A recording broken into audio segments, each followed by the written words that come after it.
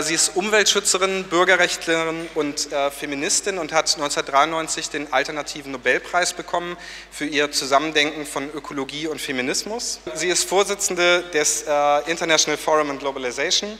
Sie ist Mitglied im Club of Rome und im Exekutivkomitee des Weltzukunftsrates und ist hierzulande wahrscheinlich hauptsächlich bekannt für ihr Engagement gegen Gentechnik, Biopiraterie und die üblen Machenschaften transnationaler Konzerne.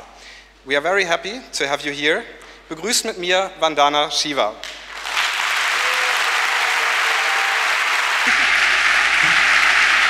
Thank you very much. I'm very happy to be back in Berlin. We were just remembering, Barbara and I, the amazing programs and movements that were organized in 1988 when there was still a wall. And I remember we talked about how walls like that should not exist. And today we live in a Berlin without walls, and there are many more walls to be taken down.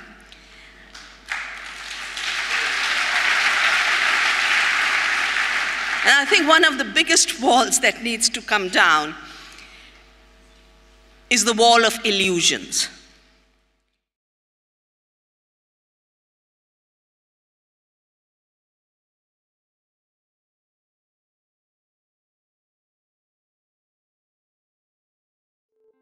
In today's tense budgetary climate, it's more important than ever to view U.S. and global security strategically. In its second annual Global Security Forum, sponsored by FinMechanica, CSIS brought decision makers and opinion leaders together to examine the key challenges facing our world today. Deputy Secretary of Defense William Lynn kicked off the day with a look at the future of war. I'd identify three strategic trends that could shape our future national security environment: lethality, duration, and asymmetry.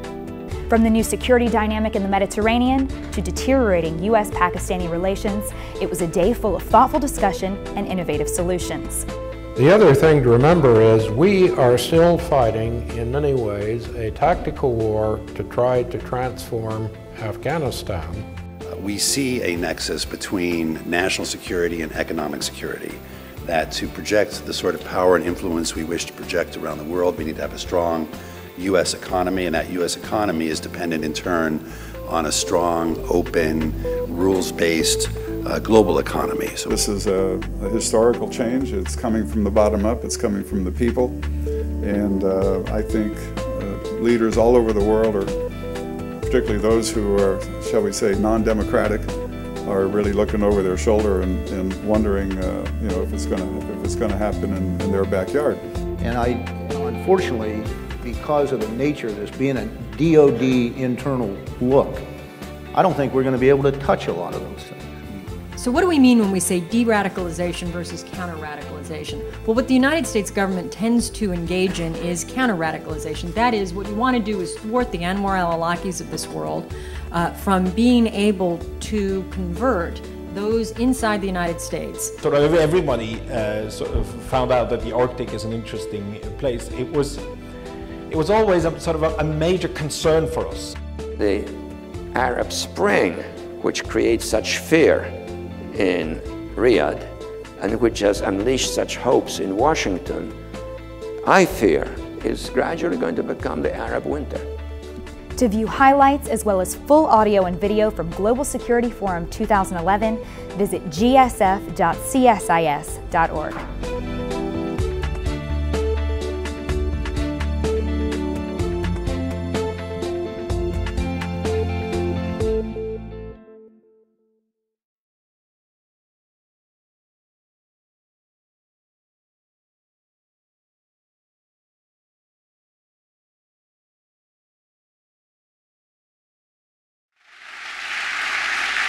And I think one of the biggest walls that needs to come down is the wall of illusions. Illusions like growth. Illusions that tell us that the more money that moves in the economy and society, the better off we are. And I think the reason so many of you are here today, you're catching on that that's an illusion, and you want to build another reality.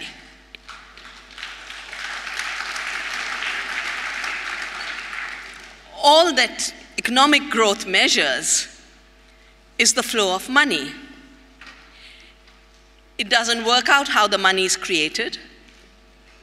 It doesn't work out in what direction the money flows. I was trained as a physicist, and one of the first things you learn in physics is the vector. What direction? Is it going to destroy nature or build nature? Is it going to destroy society or build community? The vector is missing in the economic growth indicators, as is the actual state of affairs. That's the other thing we learn in physics, that things have states. In quantum mechanics, you have quantum states. In classical mechanics, you have classical states, but still the indicators that tell you what is where and how it's behaving. Economic growth indicators tell you nothing. They just give you an anonymous figure. And on that basis, we're supposed to bow down to that indicator and let our lives be wiped out, let the planet's life be wiped out. One reason why we can't trust these indicators is because money itself has become an unreliable measure of the economy. It was anyway never intended to reflect the actual value of things. It was supposed to be a means, and that's why our banknotes say, "I promise to pay the bearer." It was just a promise. It was merely a means of accessing resources.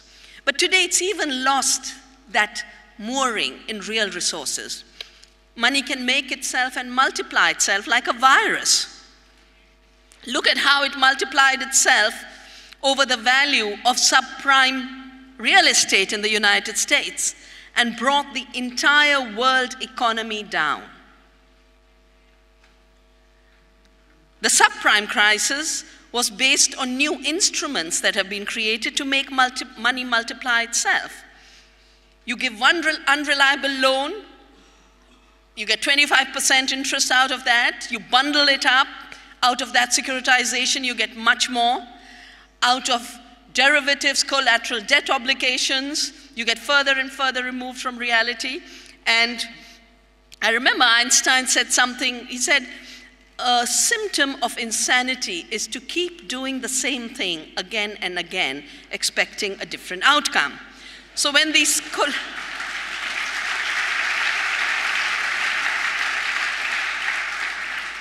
collateral debt obligations started to go wrong, they squared it. And they said CDO squared. When that went wrong, they cubed it. And they'd have put it to the power of 4 if Wall Street hadn't come down in the middle. Second reason why we have to question economic growth and go beyond growth is because the increased flow of money is increasingly taking place at the cost of nature and people. A living forest doesn't contribute to economic growth, it contributes to life. And the first movement I was very privileged and honored to be part of was the famous Chipko movement, which fought against commercial forestry, which contributed to growth. Every tree cut registered in the market, and it contributed to growth. Every living tree contributed to life. And the women of my region came out and said, "We are going to hug the trees. You can't cut the trees till you kill us." In 1981, we got a logging ban in the source of the Ganges River, in the high altitude mountains of where our mighty rivers start, because the women's wisdom that the most important function of the trees is stabilizing flows of soil and water, that's the economy of nature, the real oikos, the real household, in which growth must take place, not chopping down trees and having this much square foot of timber traded, this much royalties collected out of destruction of forests into dead timber. The interesting thing is, governments are now, as was said in the introduction, revisiting the idea of growth. I remember my dear friend and sister, Marilyn Waring, wrote a fat book called If Women Mattered. And she had become the youngest MP in New Zealand and had been very important in making New Zealand a nuclear-free zone. She was very puzzled that every time she went to Parliament to ask for more money for childcare or more money for welfare, she would be told there's no money. And every time there was a defense budget, there was always money. So she decided to investigate, where do these growth figures come from? Where does this gross national product and gross domestic product assessment come from? And she realized, she went back to the United Nations system of account keeping and found out that it was a very artificial construction to mobilize money for the wars. And the definition of growth was, if you produce what you consume, then you don't produce. Since nature recycles everything and therefore produces what she consumes, she doesn't produce. All of the sustenance economies of the third world, of the household, women, we produce and we consume. That doesn't count. So the real economy of nature and people is turned into a zero in the very definition of GNP and GDP. Aristotle actually distinguished between two economies. He called one chrematistics, related to money making, and he called the other oikonomia, related to the maintenance of life. And that's the real issue. What economic growth is promoting is extremely efficient ways of money making by a few, at the cost of the lives of people, lives of community, lives of the planet. And that is why we have to go beyond it. India stands out as such a conspicuous example in this growth debate. China and India are the two countries that are always cited these days. And I say these days because in the decade of the 90s, we used to be told in India, we've got to be like the tigers and the dragons of Southeast Asia. In 1997, their economies collapsed. And growth needs poster children. The giant countries of Asia, China, and India have become the new poster children of growth, but we'll go the same way because we are being asked to predate on the very things that support us, nature's economy and the sustenance economy. So India has 9% growth. But what's growing? Are people better off? Are our ecosystems healthier? No. You can look at every sector. You can look at land and you can look at biodiversity. You can look at food. You can look at water. And let me tell you a few stories of how exactly the 9% growth that makes India a shining India is rooted in the destruction of the very foundation of our civilization that has stood the test of time for more than 10,000 years. One of the arguments repeatedly used is the reason we need high growth rates is growth will lead to poverty removal. And a very simple metaphor is used. If you don't have growth, the cake won't go bigger. If the cake is not bigger, the poor won't have a bigger share. But economic growth is stealing the cake of the poor. In fact, it's stealing the bread of the poor. In the few days before leaving home, I've been busy with supporting farmers across India who are defending their land. On the 9th of May, just outside Delhi, farmers who were protesting the land grab and land wars were shot at. According to the farmers, more than 70 people have been killed. According to the government, 4 people have been killed. There is not an investigation yet to confirm what exactly is the number. But homes were burned. 5,000 police surrounded this group of villagers. And like I mentioned, this is just outside Delhi. In the name of building an expressway, 5 new mega townships are being built. One of these townships is a sports city. And the Formula 1 track is being built on it. That's what got the farmers really angry. The farmers had been paid 300 rupees for the land by the government, which appropriates the land on behalf of private interests. The private interests sell off that same land at when I say 300 rupees, it's for a square meter, the dimension of this table. That's what the farmers got. The big business sells it off, the speculators sell it off at 600,000 rupees, the same land. Just moves from one hand to the other. That's a 200,000% increase in growth in the money economy. So if you're only looking at that, of course more money is flowing. There are more billionaires being created. And 100 of the new billionaires of India now control 1/3 of India's economy. If they are allowed to keep grabbing the land and water of the people, they'll control 2/3 of the economy. But what happens to the people? They're left without land, without livelihood, without food, without a future. 1 million young men are unemployed in this area, and in the first few days when they get the money for compensation, they have a few drinks, they get a few motorbikes, they run around, and then it's over, and they're unemployed. And beyond a point, as an unemployed person, what do you turn to for a living? Crime. Crime contributes to growth hugely, but does it create healthy societies? The other area is where a mega steel plant is being created. Supposed to be a Korean company. We did the analysis. It's not Korean at all. It's owned by Wall Street now, since the privatization of Korea's assets. The farmers will lose 4 million rupees an acre because of very prosperous farming. Doesn't count in the national accounts because they grow the betel leaf. A betel, it's called the pan, which Indians use as a digestive. It's not in the international trading system. The company itself, it's supposed to be the biggest investment in India, $12 billion. In 8 years out of mining alone, they'll have recovered this.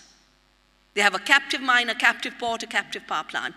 This growth economy is an economy of captivity. And the place we see this most dramatically is in the field of agriculture. I was introduced as a person who deals with GMOs. Let me tell you the story of growth in the seed sector. India is the land of cotton. Gandhi spun cotton for our freedom. He brought out the spinning wheel and said, let's make khadi. So for us, cotton is a fiber of freedom. But today it has become a fiber of slavery. Monsanto entered India in 97-98 with its GM cotton. It entered illegally. I had to file a case in our Supreme Court. They were stopped from selling commercially their seeds, and it took them 4 years to get the appropriate approvals. When they did, the cost of seed went up from 5 to 10 rupees a kilogram to 8,000% higher, more than 4,000 rupees a kilogram. 10 billion rupees was what Monsanto was extracting annually in terms of royalty payments. That's a lot of growth, but it's growth for Monsanto. What does it do to the farmer who gets trapped in non-renewable GM seeds that have intellectual property patent protection? The first thing is, seed must give rise to seed. That's the nature of seed. So there's a lot of growth when seed becomes seed, because seed multiplies, seed gets rejuvenated, seed is distributed. But non-renewable seed doesn't allow seed to go to seed. You have to buy seed every year. So in nature, there's a new scarcity created, but for Monsanto, there's a new multiplication of profits created. When Monsanto extracts 8,000% increase in seed costs, and the seed itself is not pest control technology, one of the biggest myths of genetic engineering is that it increases the production of food and we must have it in order to remove hunger. In fact, there is not a single case in which genetic engineering has led to an increase in a crop. Our native seeds are producing more because we do seed saving in Navdanya, the movement has started, and we've just collected field data. Monsanto's average is 500 kilograms an acre. and farmers growing native seeds organically are harvesting 900 to 1,000 kilograms an acre. Farmers have to buy pesticides. There's new pests that have been created. The bollworm has become resistant. They're now bringing a second Bt gene into the crop called Bolgard 2. The result of it means debt for farmers. And farmers cannot pay that debt back because with cotton is associated a $4 billion subsidy in the US, which then dumps cotton on an international market, and WTO failed in Cancun because of the cotton issue. Farmers know very soon that they can never pay this debt back, and the advertisements that told them either that they would be millionaires or that there was white gold being sent from heaven above using our divinities and gods as sales agents.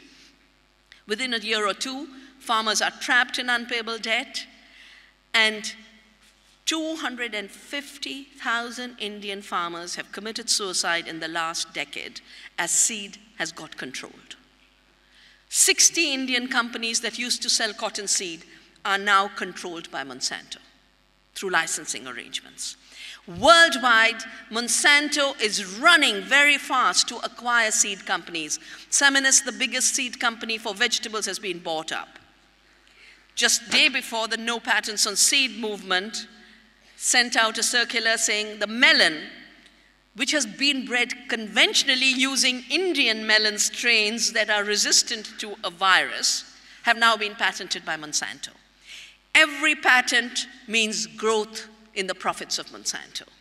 Every patent means the growth of debt for the farmer, the growth of suicides, but that never shows up in the economic growth figures. The same is the case for food. The figures were mentioned, 1 billion people without food worldwide. But the sad thing is another 2 billion people who are eating are suffering from diseases related to food, obesity, diabetes, hypertension. Because what we are eating now is no more food. I call it anti-food. Because it's doing the opposite to our body from what food should be doing. Food should be nourishing us. This food is killing us. Now, first, the companies make money selling us junk food, anti-food. Then people fall ill. They make money. It's the same companies that sell the food, same companies sell the medicine. Then they make money through the treatment. There's no limit to the profits. There's no limits to the growth. But there's a huge limit to the people's lives. We used to grow and eat 8,500 plant species. Now only 8 are traded globally, only 8. And most of them are corn, soya, canola, cotton, because that's where the royalties and patents are associated. The result of this has been that in the last decade and a half of globalization and trade liberalization, India has gone from a food self-reliant country to a country of hunger. Our per capita consumption of food has dropped from 171 kilograms per capita per year to less than 150 kilograms per capita per year. We have a report done by Navdanya, Why is every 4th Indian hungry? Analyzing the roots of this new hunger. Every 3rd Indian woman is today so desperately malnourished that she loses. She either dies herself or her baby dies. And if the baby survives, 43% of Indian children, which is half of the world's severely malnourished children, are so deprived of food that they are what is called wasted. Wasted means you'll never grow up to be fully functional mentally or physically. So growth is taking place in terms of having reduced food to a commodity. In the markets, it's wonderful. Deutsche Bank had an advertisement. Do you like the prices of food going up? Then come and invest in the Euro Food Fund, because now food is a subject of speculation like the real estate was in America. But for people, it means hunger. And if you remember, in the first few days of both the Tunisian as well as the Egyptian movement, it was the price of food that was at the heart. People were showing bread in terms of why they were angry and why they were discontented. Coca-Cola was mining 1.5 million liters a day in a village called Plachimada. Huge growth. They take that water for free, put it into a bottle, put manufactured by Coca-Cola, as if they create water on this planet, and then they sell it to you for 12 rupees. Lots of growth. But it meant the wells of the women went empty. They were walking 10 miles, and my Lamma, who passed away 2 years ago, said, why should we walk further? This company should close. It took a very strong women's movement, but eventually that plant was shut down. Growth stopped, but the water came back.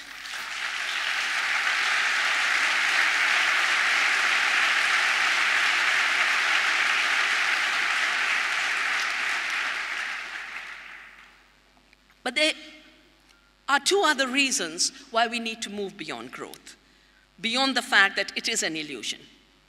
Today, growth can only grow at the cost of democracy. It can only grow by destroying free societies. In Europe, it means by dismantling the welfare system. It means putting structural adjustment first, putting the recovery of banks first, letting people's jobs, welfare, education, health go to the dogs. We're seeing that in the 4 countries under structural adjustment in Europe: Greece, Portugal, Spain, where there are protests right now, and Ireland. Remember, Ireland was the roaring tiger on the growth model. Look where growth brought it. But it isn't just democracy that is being destroyed. Growth today in our parts of the world is coming through the barrel of a gun. And we can't afford this. We can't afford the militarization of our societies. We can't afford our farmers and tribals to be killed just because there's huge money to be made out of mining of bauxite for aluminium and iron ore for steel and all the rare metals that go into everything we touch.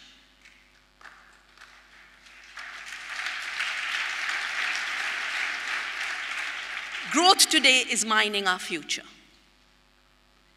And that is why not only are we as citizens saying we'll go beyond growth, and we are smart enough to shape a society beyond growth and live better in the process. A country, tiny country in my part of the world, Bhutan, years ago said gross national product and gross domestic product are mismeasures of the economy. We will treat gross national happiness as our objective and end of society. And they're doing it. The Prime Minister has invited me to help Bhutan go 100% organic. 100% organic means zero sales of chemicals, growth will come down. No GMOs, growth will come down. But farmers will be more prosperous, the ecosystems will be healthier, biodiversity will flourish, rivers will flow clean. We have 2 options.